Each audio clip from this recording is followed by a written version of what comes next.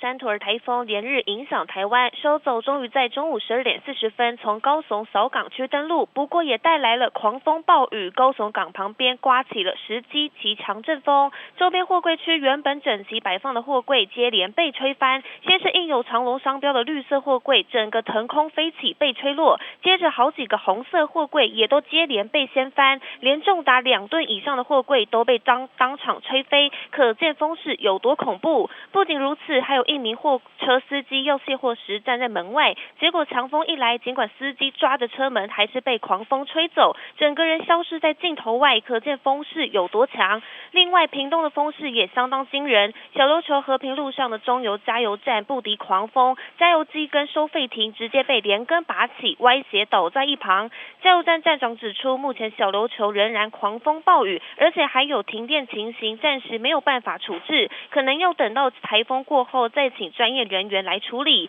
也提醒在南部的民众尽量不要外出，外面风势相当恐怖，外出的话可能会发生危险。以上是为您掌握到消息。